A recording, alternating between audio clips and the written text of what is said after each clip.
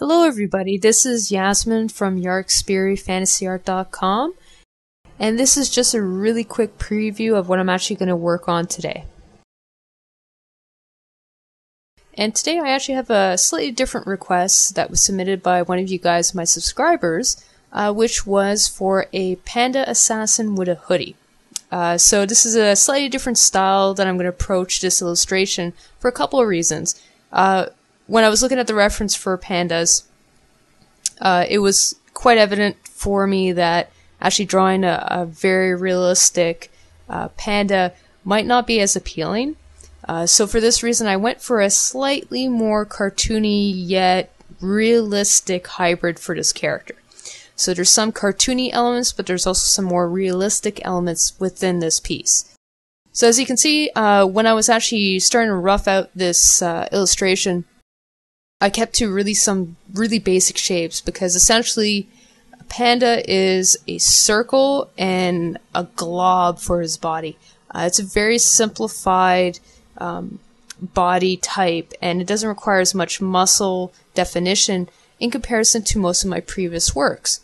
So for this reason, I went for a very simplified body construction and try to keep the pose as fluid as possible. This is very important if you're doing something that's supposed to be a little bit more cartoony, where you do want to emphasize the fact that all the movements flow within each other. So the arm positions were important for me to concentrate on. The weight distribution for this character, another important feature that I had to concentrate on. So all those elements come together to produce the final pose for this character. Now, initially I did have the character having one of his hands on his hips, and I was going to do a rifle on his shoulder, but it didn't show the right type of flow that I was going for, and the silhouette wasn't all that appealing, so I changed the arm position so that they were a little bit more out to the sides. By doing this, I got a much better pose out of this character.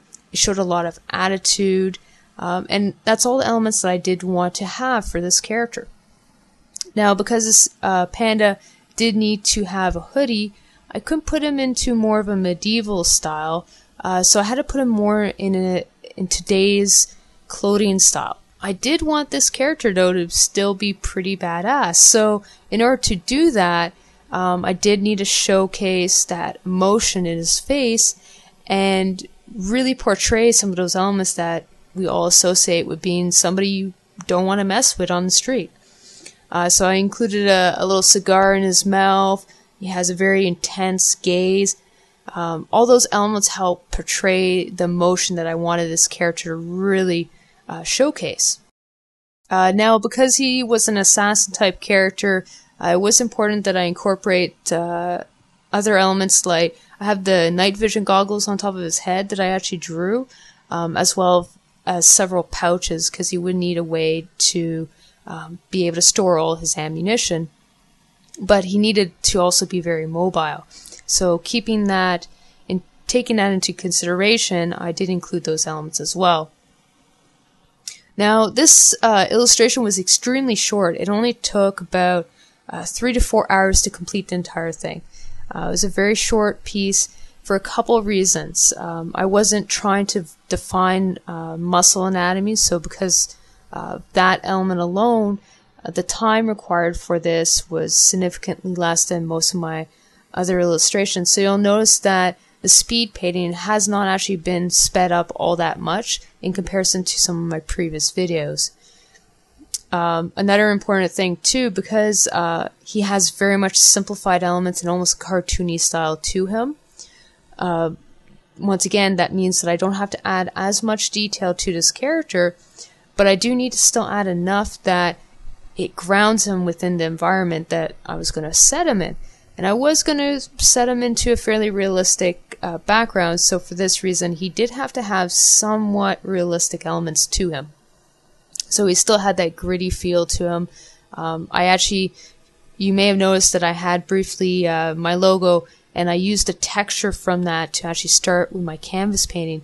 I do sometimes do that if I'm trying to work quickly, or if I'm looking for a very specific style and look. And in this case, that's what I was going for, so I used my background that has a really nice texture to it as a starting point for my grayscale image.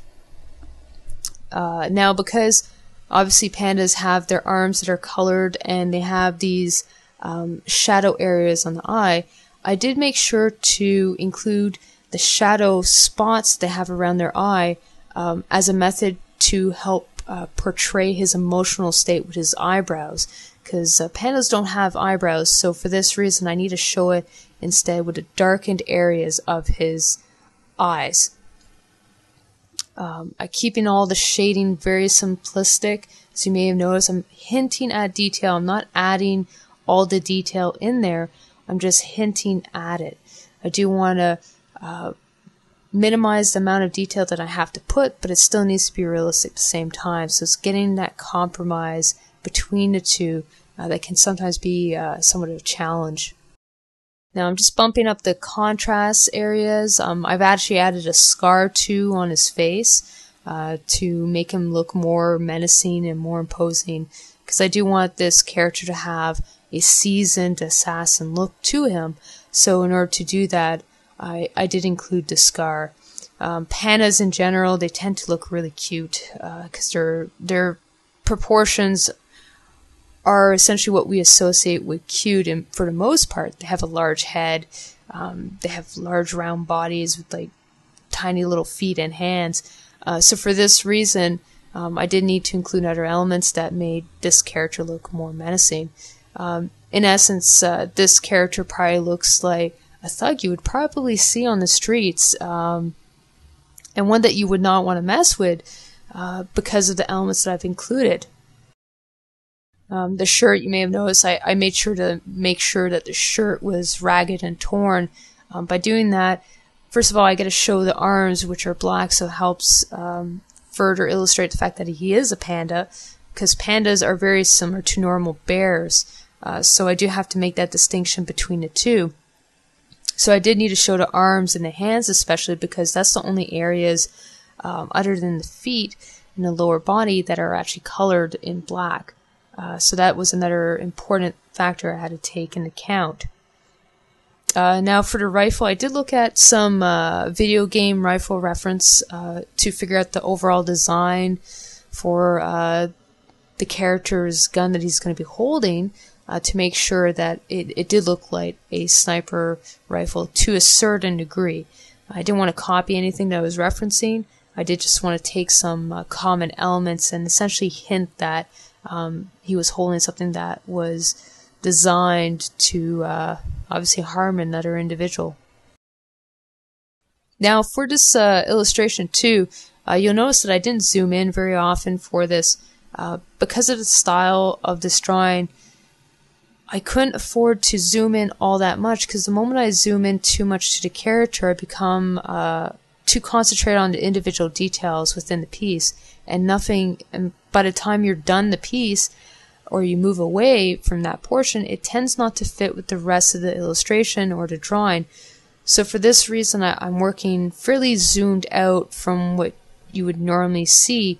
A lot of people tend to assume that you would zoom in to add more detail. Yes, you would do that, but it's also a compromise because you run the risk of not having the elements that you just added at that stage fit with the overall piece.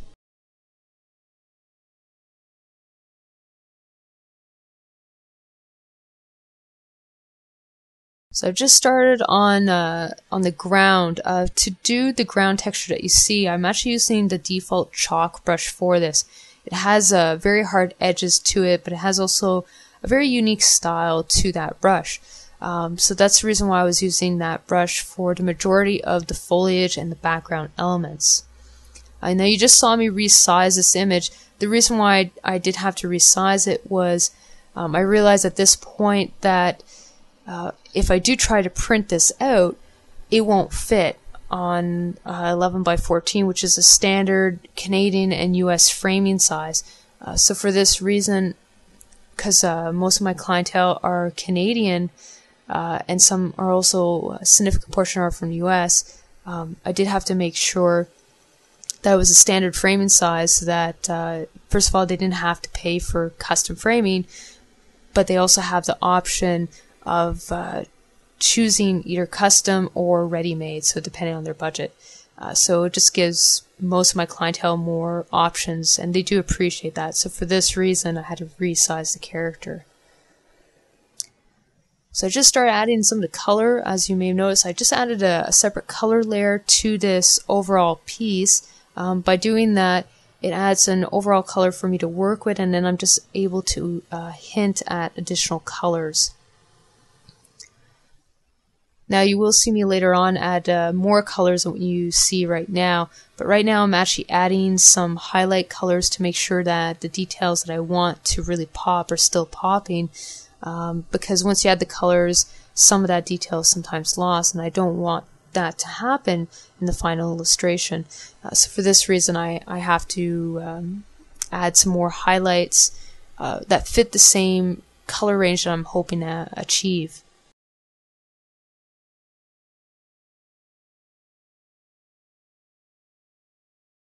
Now you notice that I added a branch there. I will remove that branch later on in this piece. You'll see me actually take it out. But right now I'm actually working on adding some additional details on the ground. I need to do that for a couple of reasons, because the character has so much detail. The ground elements below him that are closest to the viewer has to have the same amount of detail within it, as well as the tree that I'm currently adding behind the character. So I do have to tie in all those elements given the distance that those elements are in relation to the character. So the tree, I do have to spend quite a bit of time on it to make sure that it has the correct level of detail so that everything molds together appropriately. Otherwise it'll look like the character was essentially pasted in there, and I do want to avoid that, or having the character essentially just put on a background element. You'll see a lot of people who are just starting out with Photoshop, what they tend to do is they don't tend to tie in the elements enough, and that's because they're not making sure that there's the same amount of detail within those elements. So I'm just punching up some of those colors that you see there. The reason why I'm doing that is because the character is not reading very well color-wise, so I do have to make sure that there is some additional colors to make sure that it does read.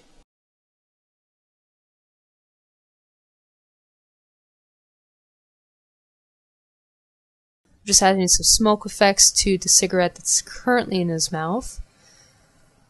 Touching up the tree a bit more, making sure once again that it reads correctly and it fits. Now if you guys have some general questions about my drawing process, please leave a comment below and I'll try to address that in my next video. There is some new content that I'm working on right now. It's going to take a while to roll out, but hopefully it's coming fairly soon. So thank you guys for watching, and I hope to see you guys soon. Thank you and take care.